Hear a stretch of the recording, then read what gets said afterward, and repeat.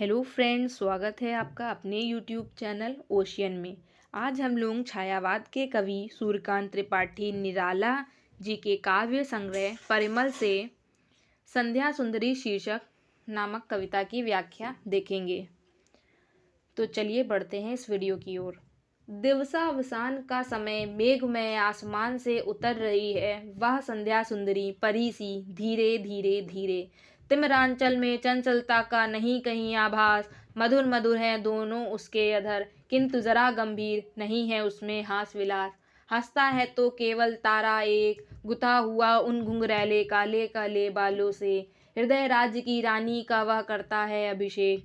अलसता की सी लता किंतु कोमलता की वह कली, सखी नीरवता के कंधे पर डाले बाँ, छासी अंबर पद से चली। नहीं बजती उसके हाथ में कोई वीणा, नहीं होता कोई अनुराग राग आलाप, नुपुरों में भी रुंझुन रुंझुन नहीं, सिर्फ एक अव्यक्त शब्द सा चुप चुप चुप है गूंज रहा सब कहीं। इस कविता में सूर्यकांत त्रिपाठी निराला जी ने प्रकृति को मानवीकरण के रूप में प्रस्तुत किया है। अर्थात प्रकृति के मानवीकरण से तात्पर्य यह है कि प्रकृति को मानव की तरह प्रस्तुत किया है। उन्होंने इस कविता में संध्या अर्थात शाम को एक सुंदर परी के रूप में प्रस्तुत किया है। दिवसावसान का समय मेघमय आसमान से उतर रही है। दिवसावसान अर्थात दिवस प्लस अवसान, दिवस अर्थात दिन, अवसान अर्थात समापन। दिवस के समापन का समय या दिन के समाप्ति के समय। मेघमय, मेघ अर्थात बादल, बादलों से भरे हुए आसमान से उतर रही है। कौन? वह संध्या सुंदरी परी सी, परी के समान संध्या रूपी सुंदरी मेघमय बादलों से भरे हुए आसमान से उतर रही है। कैसे उतर रही है? धीरे धीरे धीरे धीरे धीरे उतर रही है। अर्थात दिन की समाप्ति के समय बादलों से भरे हुए आसमान से परी के समान संध्या रूपी सुंदरी धीरे धीरे उतर रही है। तिमिरांचल में चंचलता का नहीं कहीं आभास, मधुर मधुर हैं दोनों उसके अधर। तिमिरांचल, तिमिर प्लस आंचल। तिमिर अर्थात रात, अंधकार, आंचल में चंचलता का नहीं कहीं आभास। अंधकार के आंचल में, अंधकार के आंचल में चंचलता अर्थात कोलाहल या शोर शराबे का कहीं भी आभास नहीं हो रहा है। मधुर मधुर हैं दोनों उसके अधर। अधर अर्थात होंठ, उसके जो होंठ हैं वो कैसे हैं? मधुर मधुर, मीठे हैं। यहाँ कहने का तात्पर्य यह है कि अधर, होंठ का जो ऊपरी भाग है उसको आकाश मान लिया गया है और होंठ का जो निचला भाग है उसको पृथ्वी मान लिया गया है। संध्या रूपी सुंदरी के होंठ का जो ऊपरी भाग है उसको आकाश मान लिया गया है और जो उसका होंठ का निचला भाग है उसको धरती मान लिया गया है। तो जब संध्या रूपी सुंदरी के दोनों अधर होंठ जो हैं वो कैसे हैं? मीठे हैं। अर्थात जब शाम होती है तो शाम के समय आकाश तथा पृथ्वी दोनों ही मनोहर दिखाई पड़ते हैं, किंतु जरा गंभीर नहीं है उसमें हास विलास।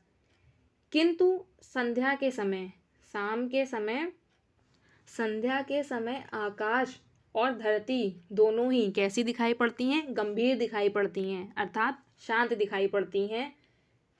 नहीं है उसमें हास विलास, और उनमें किसी भी प्रकार का हास विलास नहीं दिखाई पड़ता। अर्थात उनमें किसी भी प्रकार की हंसी या उत्साह नहीं दिखाई पड़ती।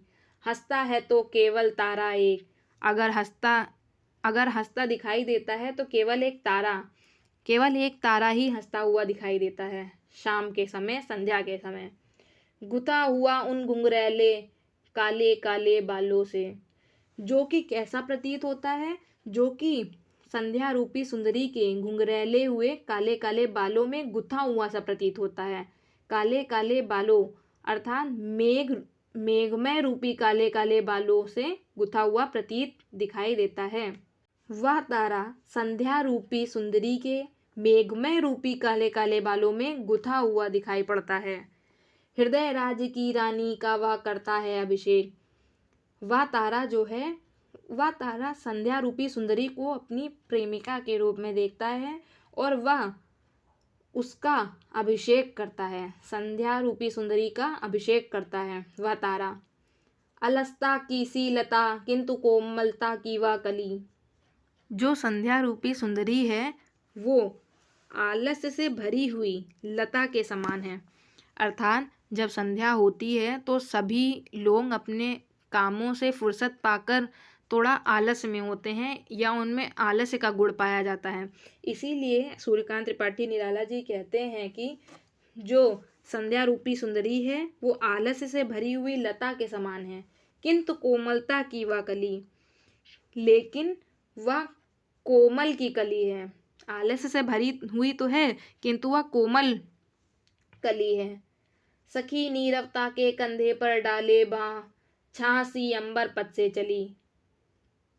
जो संध्या रूपी सुंदरी है वो अंबर पथ से चली है, अर्थात आकाश के रास्ते से चली है। और कैसे?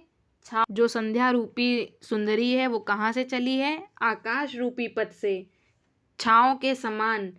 किसके कंधों पर हाथ डाल के चली है? अपनी सखी नीरवता के कंधों पर हाथ डालकर छाँव के समान आकाश के पथ से चली है।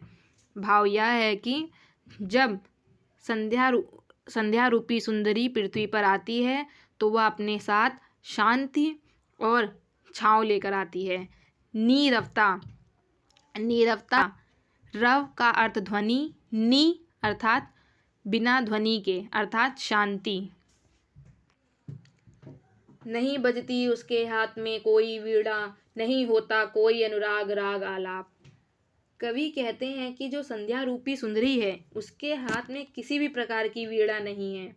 चूंकि उसके हाथ में वीणा नहीं है इसलिए किसी भी प्रकार का प्रेम का आलाप नहीं बजता है। अर्थात जब संध्या रूपी सुंदरी पृथ्वी पर आती है तब सर्वत्र शांति फैल जाती है, चारों तरफ शांति छा जाती है। नुपुरों में भी रुंझुन रुंझुन नहीं। संध्या रूपी सुंदरी के पैरों में किसी भी प्रकार की पायल या घुंघरू नहीं है और पायल या घुंघरू ना होने की वजह से किसी भी प्रकार की रुंझुन रुंझुन ध्वनि सुनाई नहीं पड़ती है। सिर्फ एक अव्यक्त शब्द सा चुप चुप चुप है गूंज रहा सब कहीं। केवल एक ही प्रकार का शब्द सुनाई पड़ता है जो कि प्रकट नहीं किया जा सकता। वो कैसा शब्द है? चुप चुप चुप। ये शब्द सर्वत्र गूंज रहा है, अर्थात संध्या रूपी सुंदरी के आने से सर्वत्र शांति फैल गई है, सर्वत्र शांति छा जाती है और हर कहीं शांति का वातावरण छा जाता है।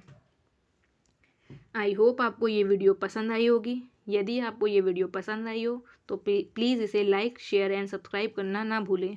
Thank you.